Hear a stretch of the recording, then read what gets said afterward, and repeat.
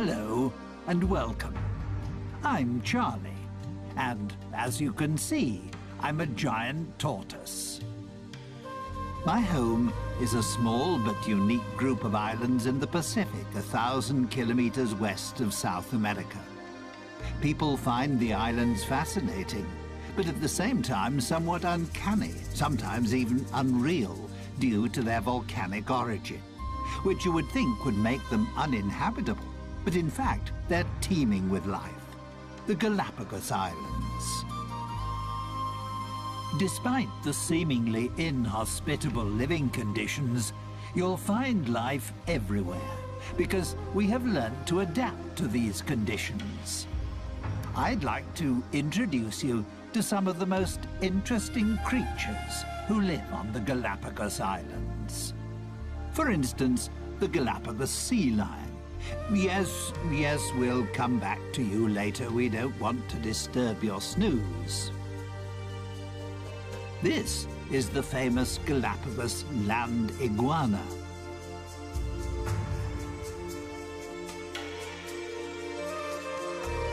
And here, its even more special relation, the marine iguana.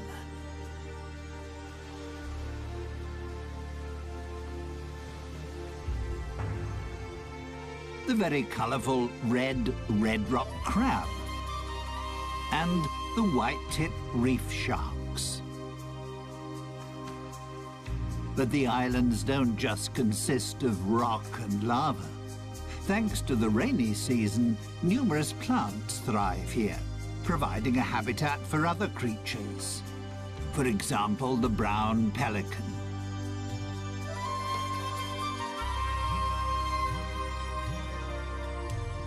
And even flamingos feel at home here.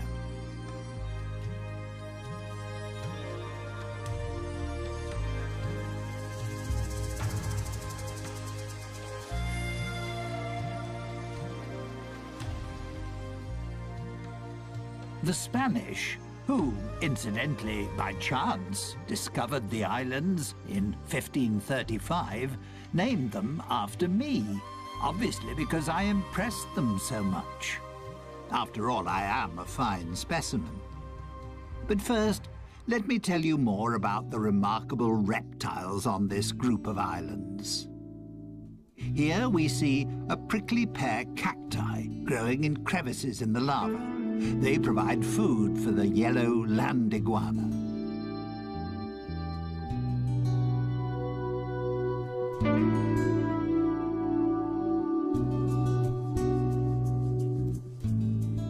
Its appearance is a little unusual, shall we say, due to the countless spiky crests on its head, which make it look rather like a geode turned inside out.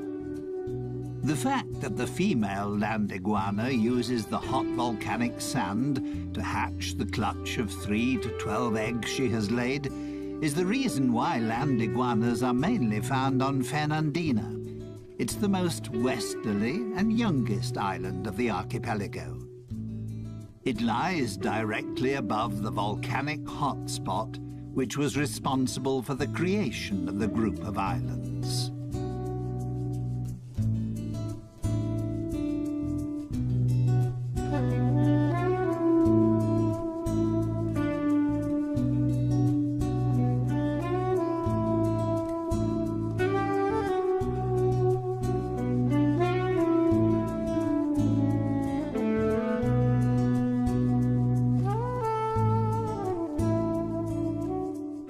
Because the 13 main islands of the archipelago have widely differing characteristics and diverse living conditions, some species have developed subspecies on the different islands. That's why, apart from the ordinary land iguana, you'll also find the Santa Fe iguana, which has an even stronger yellow coloring and a more spiky appearance. And then there's the Rosada iguana, which has a distinct pink shade.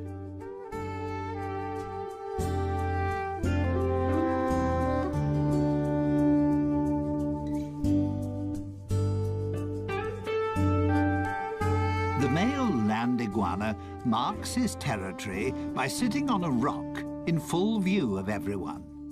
That's his way of guarding the hole he has dug with his partner for her to lay her eggs.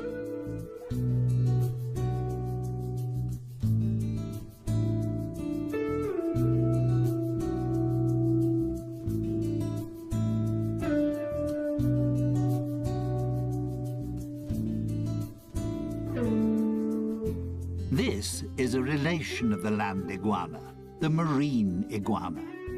The marine iguana is only to be found on the Galapagos Islands and is the only extant marine iguana species. It prefers to live along the coastline because that's where it finds its food.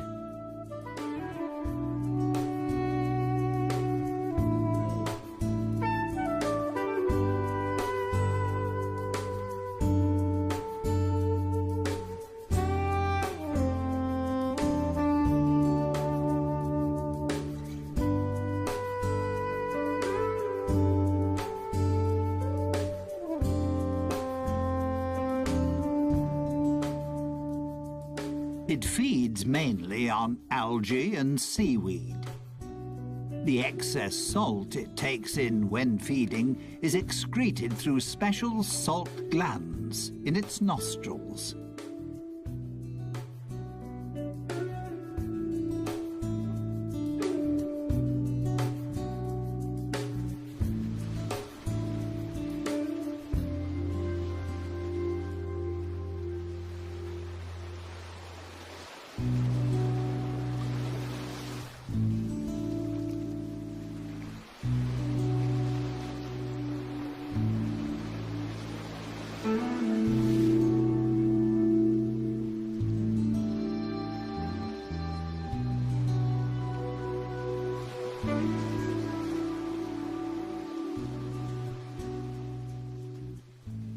Marine iguanas are cold-blooded creatures. That's why they can only stay in cold seawater for approximately 10 minutes. They are, however, outstanding swimmers and are able to dive to depths of up to 9 meters. Once they're out of the water, thanks to their dark skin, the sun quickly warms their bodies up again.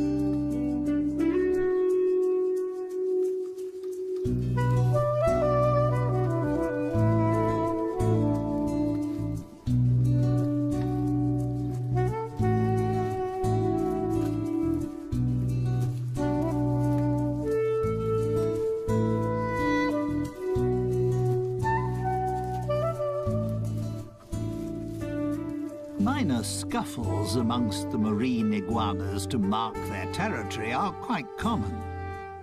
The main problem for them is the Galapagos hawk. Marine iguanas are the prey of choice when the hawk is feeding its young. And that just happens to coincide with the time when the marine iguanas retire inland to lay their eggs, making them an easy prey for the hawks.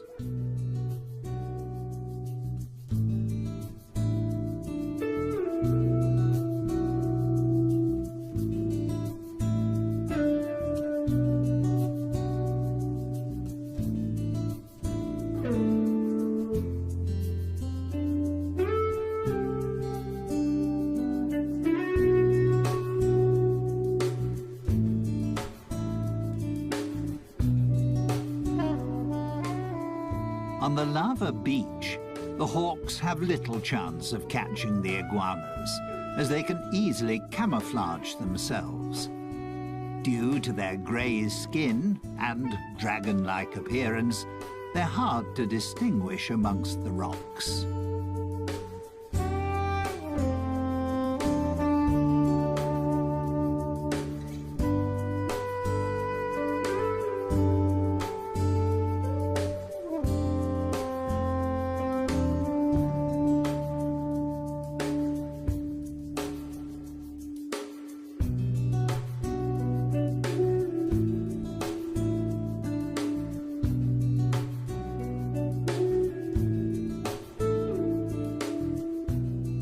The Galapagos Islands are home to 7 endemic types of iguana. The males are larger than the females and can reach up to 30 centimeters, approximately 12 inches in length. Iguanas mainly eat flies, scorpions, and other insects. They have a symbiotic relationship with the sea lions because they free them of bothersome flies.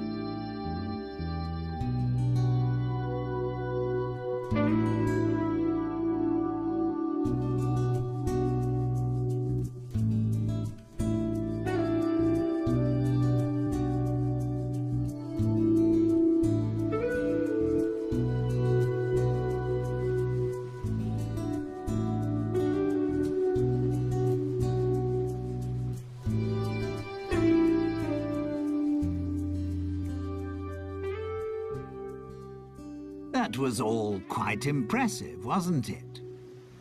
But you can find even more colourful creatures on the Galapagos Islands. These rugged cliffs, for instance, are the habitat of the red rock crab. This agile and inquisitive crab prefers to be in the surf, but doesn't like splashing water.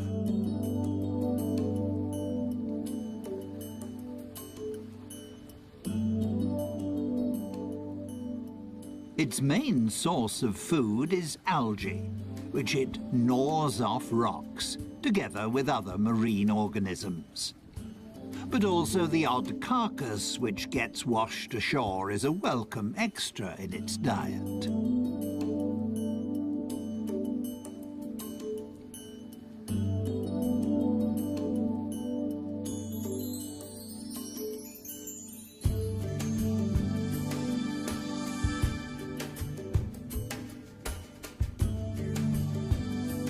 The red rock crab is extremely agile and can move in any direction extremely quickly, which means it can easily escape an attack by seabirds and conceal itself between the rocky crags. Its curiosity, however, will soon get the better of it, and it'll surface again fairly quickly.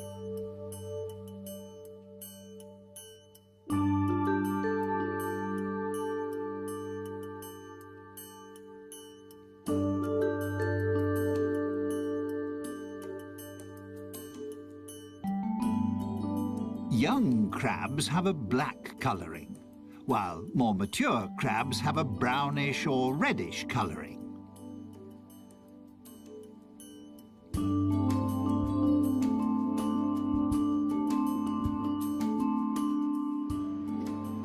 Bless you. Probably the food was a little too salty.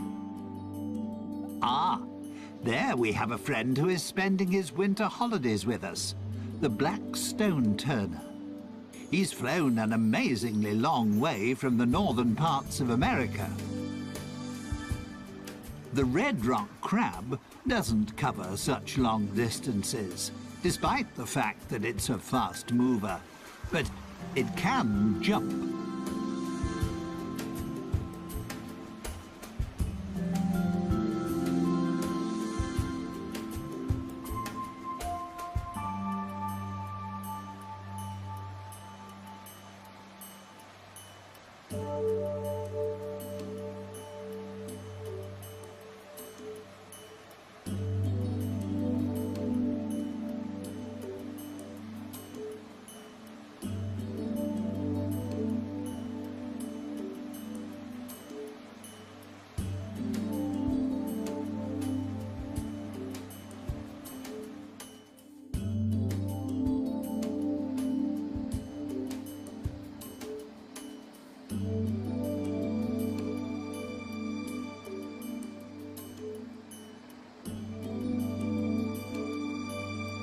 The name red rock crab doesn't mean that nature has decided that all the crabs must be this colour. For instance, there are also yellow, pink and white examples. And this black one is perfectly camouflaged on the lava rocks.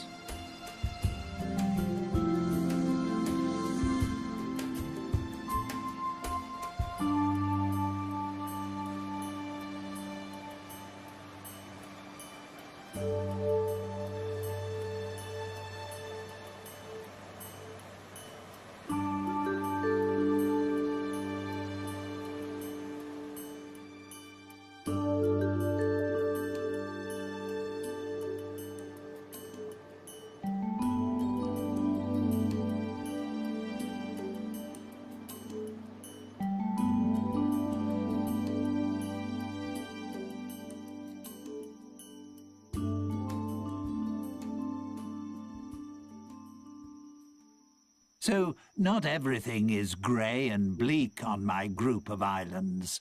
There's so much more. There's one sociable and playful species that adds a great deal to life on the islands, and I'd like to introduce them to you now.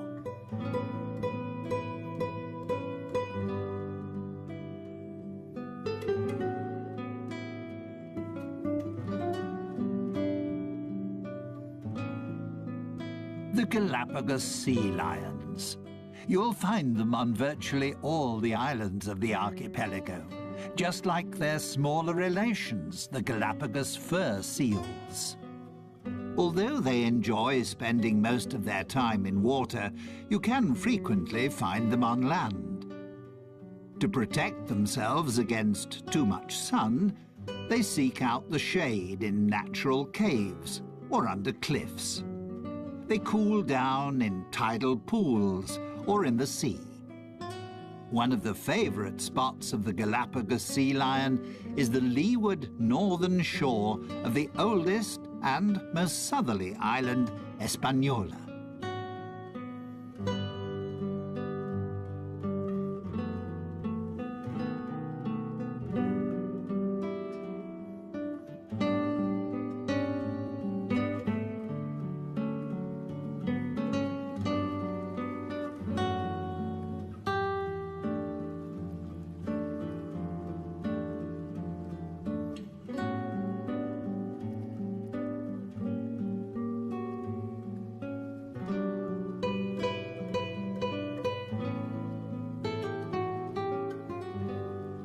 Here's a female with her pup. The relationship between the two is extremely close. Not surprising after a gestation period of 12 months. And she will continue to breastfeed it for another few months. A sea lion pup only becomes fully independent after 3 to 4 years. That's how long it takes for the females to reach sexual maturity.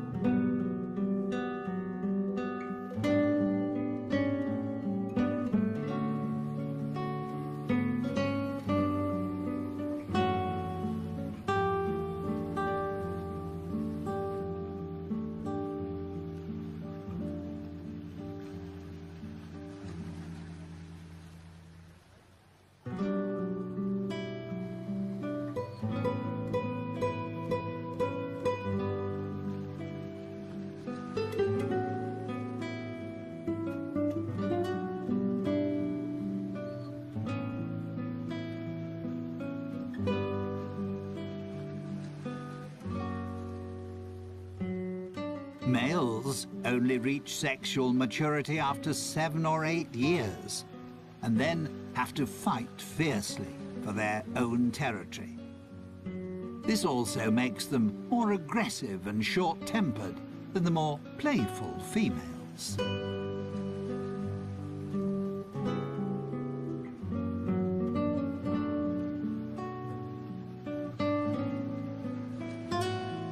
It's not surprising that male sea lions are constantly fighting for their territory and trying to find a mate, because there are far fewer of them. A male sea lion will often have as many as 30 females in his harem.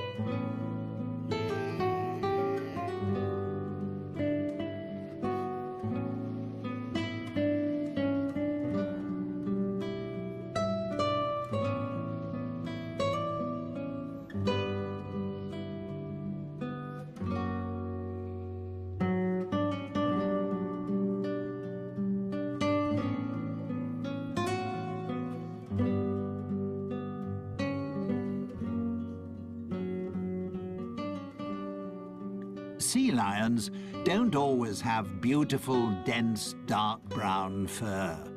Pups only lose their baby fur after about 4 months. Initially, they also can't swim. They learn to swim, together with other pups, in calm bays. Only when they can swim properly do they follow their mothers out to sea. The young animals play with one another, while their mothers hunt for fish. They won't hunt for food on their own until they're a couple of years old.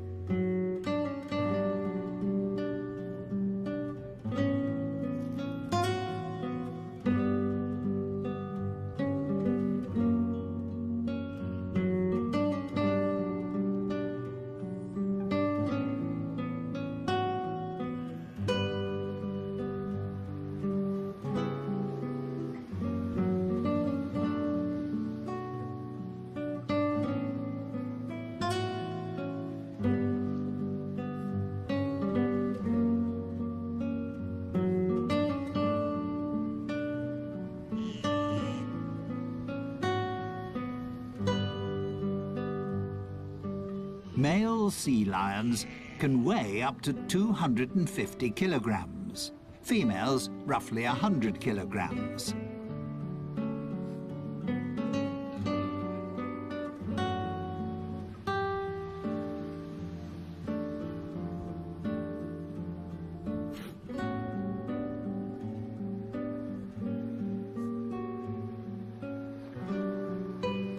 There are between 20 and 50,000 of them on the Galapagos Islands.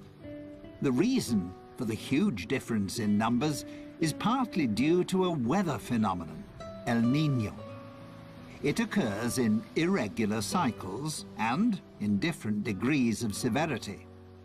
The results, however, can occasionally be disastrous.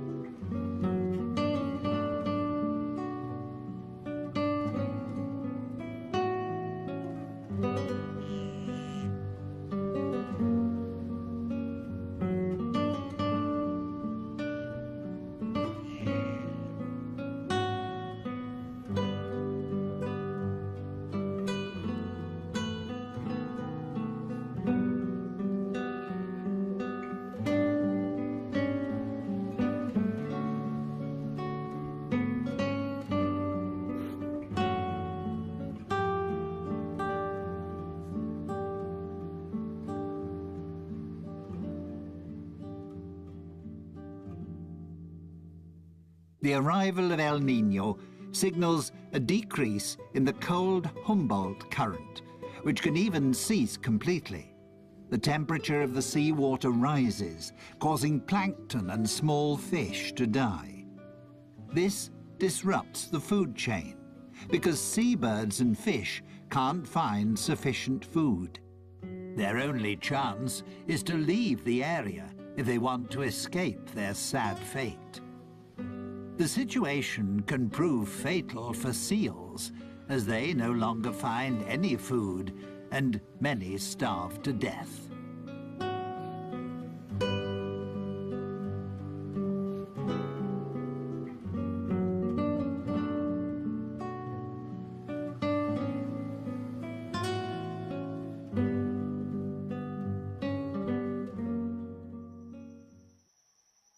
Before I introduce you to my family and a couple of other Galapagos inhabitants, let me show you the islands in a little more detail. Life on the Galapagos Islands is not always easy. During the first half of the year, there are only 3 or 4 months at the most in which any rain falls, which is why there is a constant shortage of fresh water. The arid countryside often looks desolate. Lava rock, steppe, and cacti dominate the scene.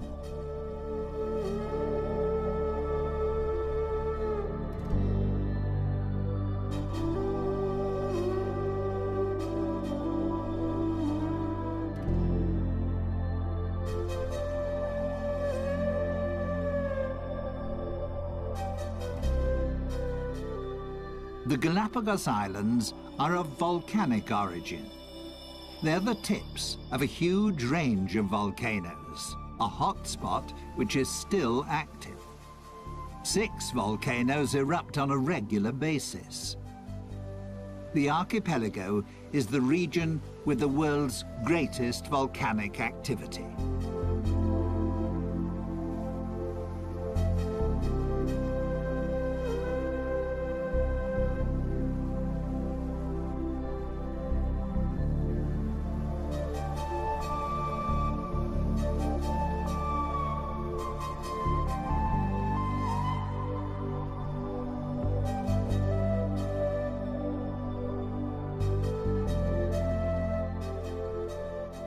And there is another special feature.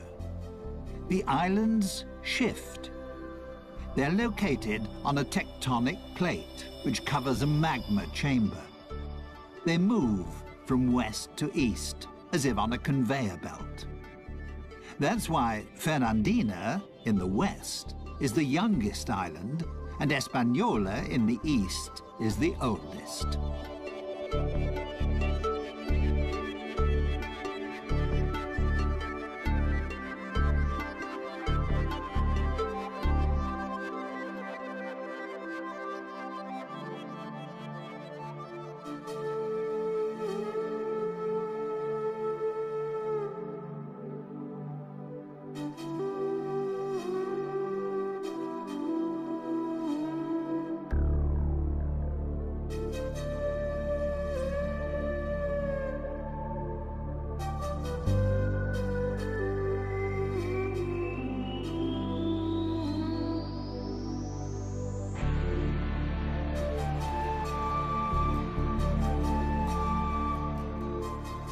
Once the rainy season starts, the islands burst into life.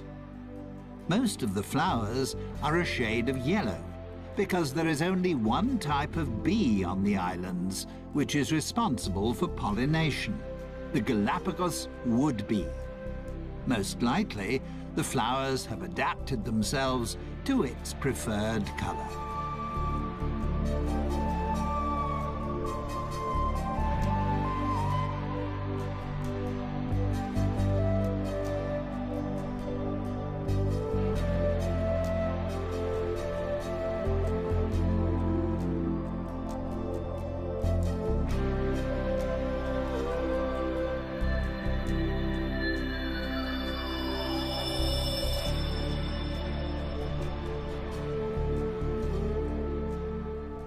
These are prickly pear cacti.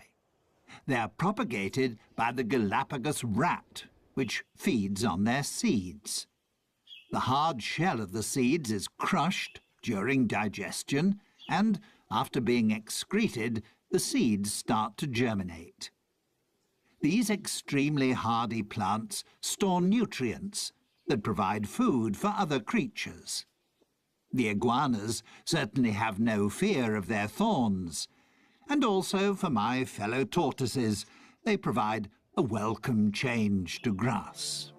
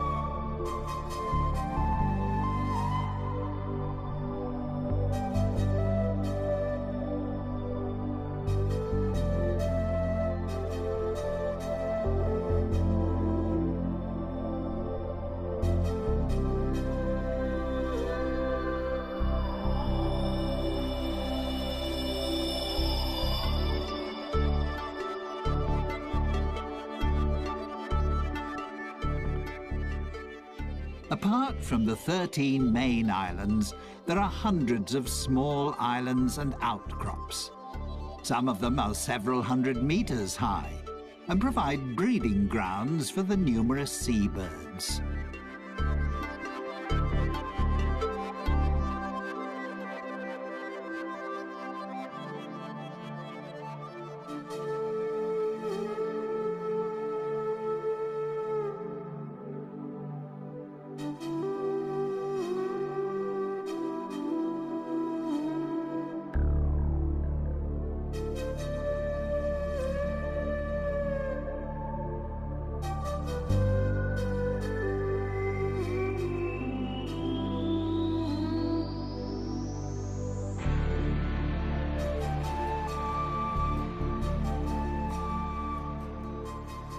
The Galapagos Islands were made famous by Charles Darwin, who discovered certain aspects of life here that formed the basis for what was to become his theory of evolution.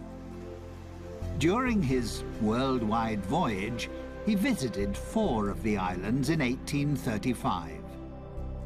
He was fascinated by the diversity of life on the seemingly uninhabitable islands.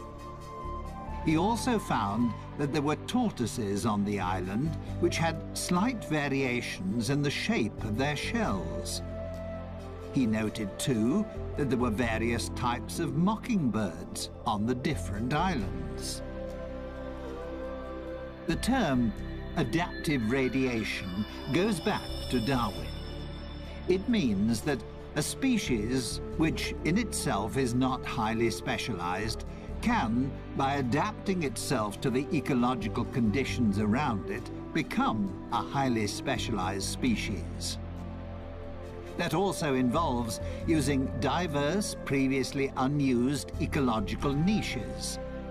Or, to put it another way, my fellow species, and many other creatures, have adapted to the special conditions pertaining on the island on which they found themselves, and, in the process, mutated into a new species.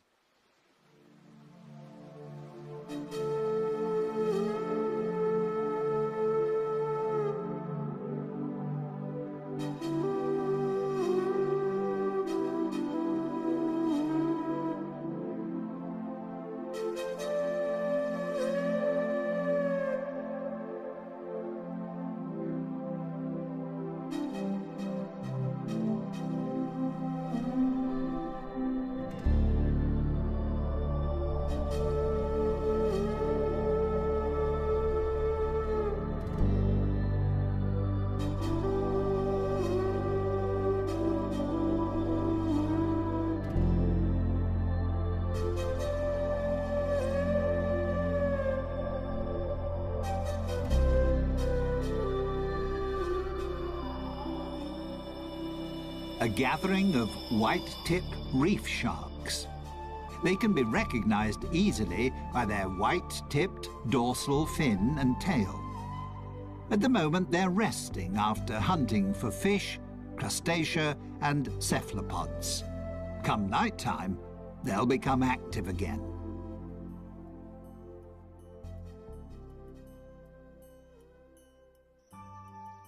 This is my family.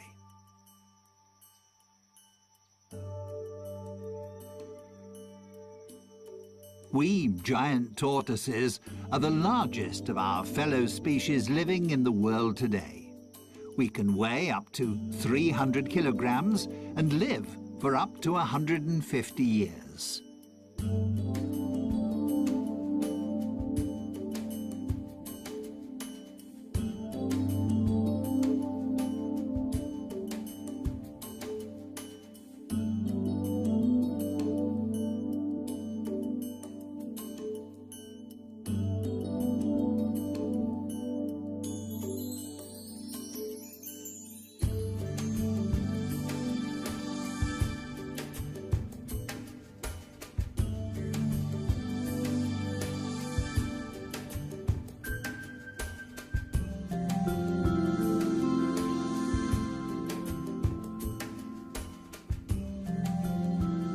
Some of my relations don't have a dome-shaped shell, but rather a more saddle-shaped one.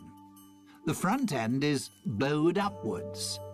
That's particularly useful when you need to raise your head up to reach taller plants.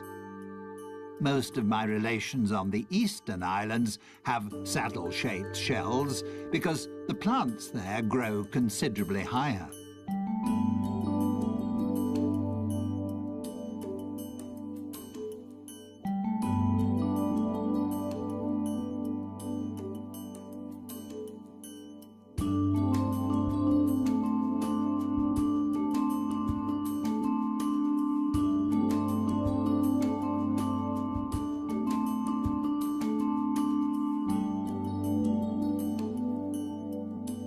Like the iguanas, we giant tortoises have concluded a pact with the small birds that live on our island. Finches and woodpeckers feed on the parasites and ticks on our skin. To let them know that we need their services, we stretch out and lie quietly until the birds have pecked off all the insects. It keeps us clean and makes life a little more comfortable.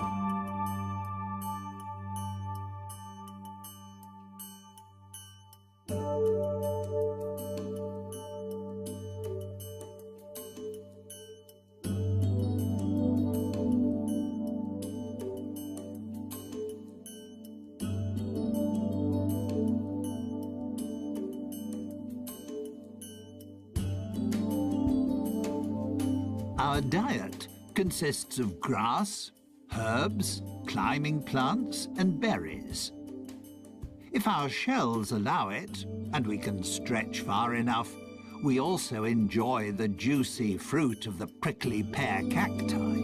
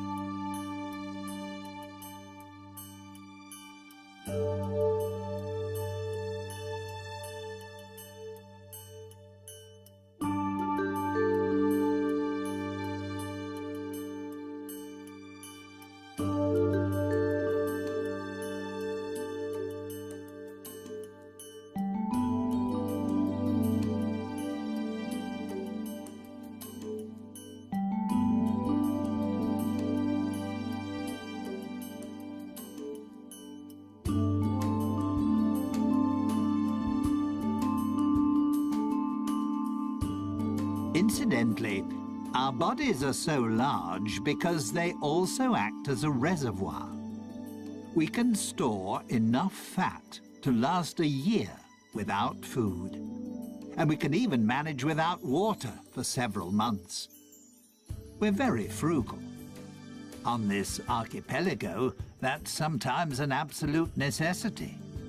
With the possibility of a volcanic eruption at any time, or if El Niño returns, it's a good idea to have a little in reserve.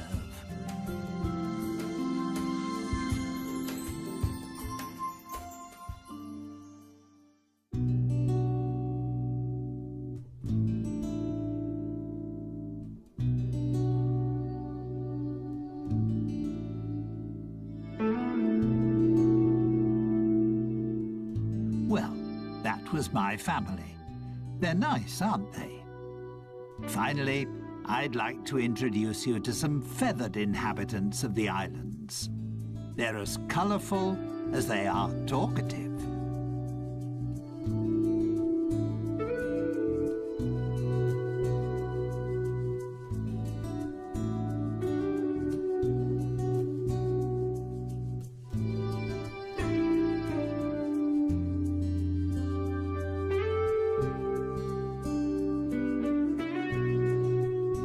The roughly 500 flamingos which live on the Galapagos Islands are immigrants from the Caribbean.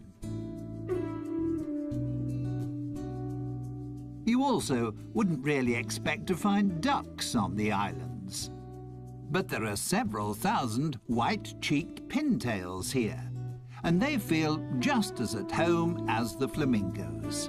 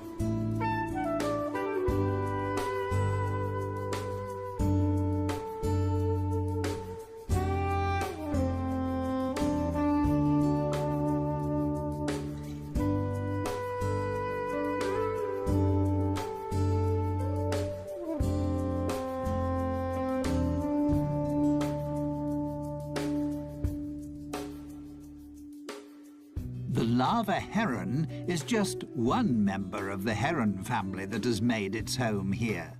They feed off the plentiful supply of fish, just like the brown pelicans, one of which is just cleaning his plumage.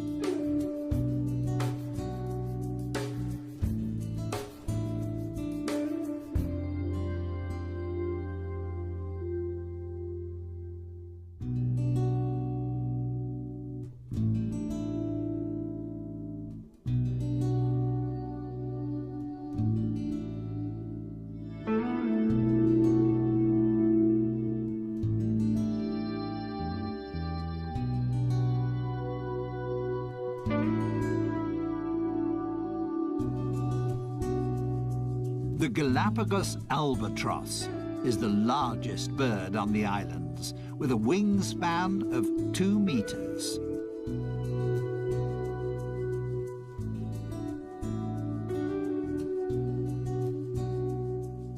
Some 12,000 couples breed on Hispaniola, virtually the whole world population.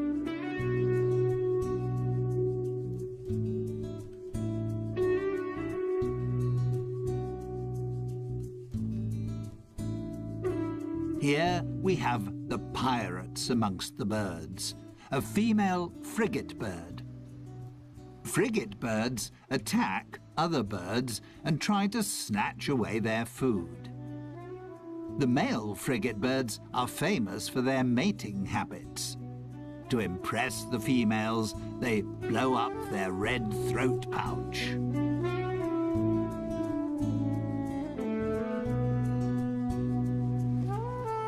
Someone else who appreciates the cold waters of the Humboldt and Cromwell currents is the Galapagos penguin. Due to various environmental influences, such as El Niño, as well as numerous natural enemies, like the sea lions and Galapagos hawk, they are now an endangered species.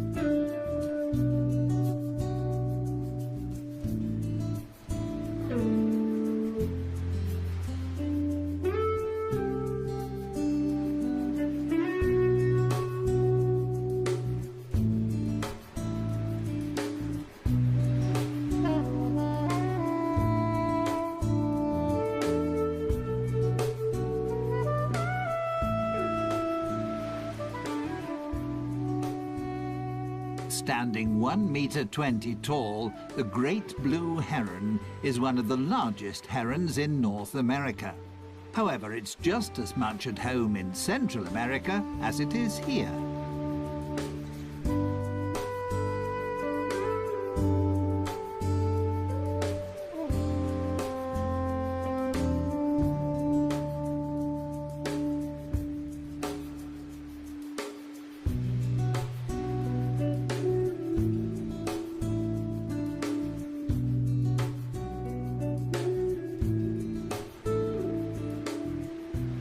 Stalking the beach, on the lookout for fishes, crabs or algae, is a dusky gull. With just 300 to 400 couples, it's one of the smallest gull species in the world and endemic to the islands.